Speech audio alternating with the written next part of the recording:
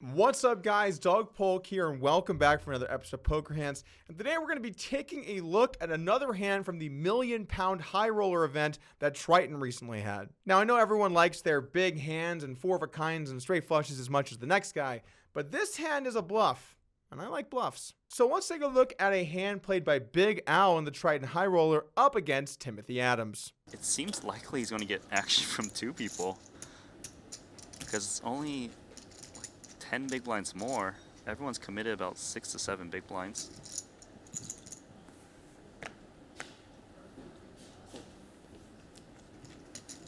Let's go make the folds. Nice folds. Our hand begins with 8 players left in the super high roller, so there's a little less pressure on the players as the money bubble has already burst, and players can play a little bit looser. Now, I can't see the start of this clip, but I assume it opens with Big Al calling under the gun with ace-3 suited. Really not the play you're going to want to make with this hand. You want to raise and try and take down the blinds and get the action going. But anyway, he does make the call, and then over to the cutoff, Dan Smith also decides to just call behind. A bit of an interesting move here with pocket fives, but it is a tough spot. If he jams, he risks getting trapped by Big Al as well as players behind him having higher pairs. And additionally, if he raises small, well, his hand's mainly going to break the flop, so if he gets called, it's going to be a tough spot. All in all, I don't mind this play from Dan Smith. Now to the small blind, Timothy Adams looked down at pocket nines. Now, pocket nines way ahead of both players here. He's going to have to raise. And that he does.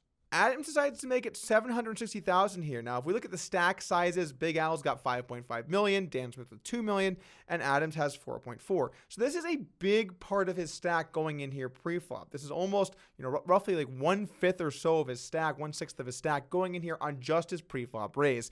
And for the other players, well, for Dan Smith, it would be 1/3 of his stack, over 1/3 of his stack just to call. And then additionally, Big Al would have to put a lot of money in too. This is a big raise, and so players have to make some pretty serious decisions. Over to Big Al with the ace-3 suited. I wouldn't really be in this situation, but I think if I was, I would lean towards a fold, even though it does feel kind of bad. There's a small chance that Dan Smith goes all in behind you, in which case you get absolutely owned. And then additionally, you don't know how wide Adams is raising. Probably not that wide, because Adams would have to call a jam from Dan Smith and also could be up against good hands Big Al could have. I think I lean towards letting this go. I just think it's a little bit too much. Big Al disagrees and makes the call, and now over to Dan Smith with pocket fives. And again, this is a really tough spot with fives. You can see why stack sizes can be so important in these tournaments. He obviously can't call. He's not getting the odds for that. If he jams, he has no fold equity. Both players can have him beat, especially Adams. This is a spot where you just hate to see it, but you kind of got to just let it go. So I think passive but well played from Dan Smith, and let's take a flop. Wow. Nut flush draw for Big Al. Adams is the pre-flop raiser, and it's an okay flop for you. He's got the best hand, but the thing is, in a high pressure situation with money jumps on a final table, say you bet and get called, you'd have no idea if your opponent has a jack or a draw. Exactly. Yeah, it's very tricky. He's going to keep control of the hand. I believe he's just hoping his opponent just folds. Yeah, I really like the small bet. At least he keeps it all a little bit marginal. I mean, if you bet 800 here and your opponent calls, you just got to give him a lot of credit for Queen Jack. Jack 10. Against Big Al might interpret the small bet as a feeler kind of bet, and he might raise here. So I think he said just call. Yeah. Would have been call. If he made the raise, I think Adams would have folded. This is a very rough situation here for Adams.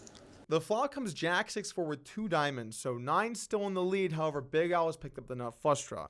Now, this is a spot that's going to get fairly precarious for both players. They both have something pretty good, but not great, although it's a little bit better to be in Big Al's shoes, in position and with a more clearly defined equity. For Adams, your pocket nines probably good here, but your opponent could have a jack, in which case you're beat. So it's a bit of a dicey situation, and he decides to kick it off with a small bet, which seems totally fine here. He goes for a 450,000 chip bet, so just about 1/4 of the pot. By betting this size, you can get value from lower pairs or high card hands or draws, while also not betting so large that when you do get action, you're up against a range that has you pretty beat. Over to Big Al, I would really prefer to see Al mainly raise here. If you can somehow get a fold that is absolutely ginormous for you, you win a ton of chips here without showdown, and your opponent could have hands like ace king or ace queen that would certainly fold to a raise, or even pocket nines, I would have to consider it. And then you actually win the pot with the worst hand and don't have to realize your equity and possibly miss. Now, I don't mind mixing in a call from time to time too. Both actions will certainly win you money. But a lot of times when you have these strong draws on short stacks, you want to play them aggressive, try and take the pot down, and then you're going to bust the tournament a little less often, as well as giving yourself a chance to knock your opponent off some equity. Big Al's got other ideas though. Like he played pre-flop for both actions, he goes with the passive one and calls here in position, which is certainly a fine winning play as well. And let's take a turn. Yeah, I was going to say, what's the good turn card? The 9 and only the 9? Yeah, then he only has one of them. He can hit.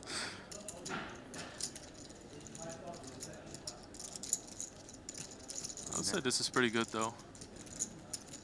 I think Adams is probably, with this hand, looking to put one more bet, whether it's a call or bet himself at most. Don't think he's looking to play for all of the chips. He knows that when he bets small, he does induce players to float behind him with king queens, some pocket pairs, some ace highs. The thing is, Big Al has a really wide range. We saw him limp like 7-8 suited and stuff from under gun. So that 6 can actually improve Big Al, while So some true. other players, not possible. Yeah, you're absolutely right. I think this is the situation where you're up against a player, the only player at the table who could have a 6 here. And that matters, you know? It's another small bet. And I'm curious to see how Big Al is going to react to that. Big Al might be thinking, A, you're trying to keep me in because you got a really big hand, because you're betting small. Or B, you're trying to get a cheap river. Maybe I can blow you off of it if I make it huge. Looks like he is just going to call. He seems a little bit worried, but that's the calling chips. Does he want to grab more? It looks like he is grabbing more. No? Yeah, let's use one of those time Oh extensions. man. Adams is thinking, please just fold. Sucks to play out of position. Sounds like a call. Yeah. 4 million in the middle. The turn comes to 6, and this is where things start to get a little bit dicey for Adams. I would typically recommend to slow down here now. If you bet and get called, you've got about pot-sized bet left on the river. It's going to be a bit of a tough spot with 9s if you check and your opponent decides to jam. I think by slowing down the turn, you keep your opponent's range a little bit wider. You hopefully go check, and then maybe you can get some river value. Basically, I think this hand goes better if you decide to check here on the turn, particularly on a card that pairs the board. Anyway, Adams does decide to go with, once again, about a 1/4 pot bet. Another small bet here. Don't mind that either. Can definitely get some value from some flush draws. Maybe some high card hands that aren't quite believing you as well, though that's a bit less likely now. And maybe the occasional straight draw. Over to Big Al. Once again, don't mind seeing a raise here every now and then. He can certainly have trips if he's got ace-3 suited. Why not ace-6 suited? Why not maybe a hand like 7-6 suited? These are hands he can certainly have in his range, as well as a couple of traps on the flop. So I would, again, not mind seeing a raise, but I think here I do prefer a call overall relative to the flop. Again, the flop, we can have lots of hands like top pair that want to raise for value. Here in the turn, it's a little bit more of a specific value range. And whenever you don't have a lot of value hands, you want to usually lean towards the call strategies rather than the raising ones. Anyway, Al does decide to go ahead and make the call, and let's take a river. Does not.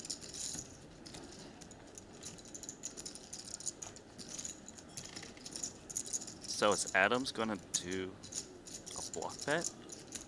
I think it's reasonable if he thinks that Big Al might bet, like, say Big Al has like a flush draw, he just bets like 3 million. He's not looking to call 3 million. That's an excellent point, because if you check here and your opponent shoves, you know, maybe even if you think, well, I could be getting called by a jack, but whatever, I'm just gonna bet 500,000 again. And there's a reason he bets small on a flop and turn. All Wow. in from Big Al. Oh, he wasted no time. I love it.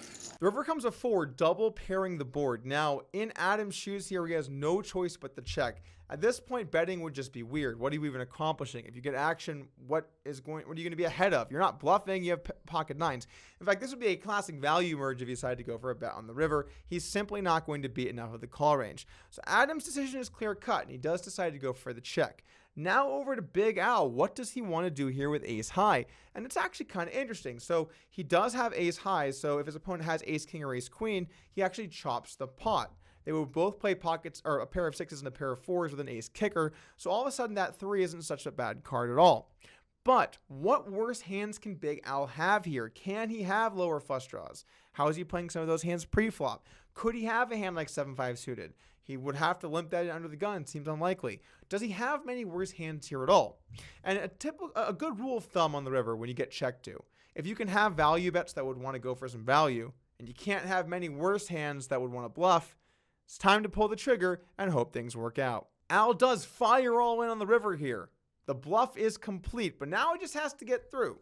Over to Adam's pocket nines. What are some things he might want to think about here? Well, nines are definitely better than sevens or eights because your opponent might occasionally have a straight draw. Well, that's not the most important. You don't want to have a diamond in your hand because having a diamond in your hand means your opponent's less likely to be bluffing you. You know, when you think about it like that, nines are not really that unreasonable of a call at all. You know, you don't block almost any of the bluffs your opponent can have here. But do you block the value bets? Probably not. And what are those value bets? What is Al going all in on the river here? Is he going on with a jack? Probably, but that might raise the flop too. So maybe you want to have hands like pocket tens where you block jack 10 suited over maybe a hand like jack 9 suited. These are the things that you have to think about. What is your opponent's range? Does he have enough of the time? Would he be willing to bluff you here? All in the midst of a £1 million tournament. Let's see if Adams can make the right play. Now some players you might be thinking, this guy's got a flush draw or he's got pocket jacks. No. Big Al, he can have 6-7, 6-8, 6-5, ace 6 suited, even a 4, because when you bet small on a flop and you bet small on a turn, someone's got good odds he's gonna lay down. What a bluff by Big Al. Shows it too. Ooh, Alfred DeCarolis. That is incredible. Don't call him Big Al for nothing. Big Al taking the kids to the streets. I gotta get some appreciation there from Timothy Adams. That's all right. I'm sure you'll get a chance in a spot like that again sometime. Or maybe not. Thanks for joining me today for Poker Hands. And remember, we do a video at 11 a.m. right here on the channel. So hit the subscribe button, and I'll see you again soon.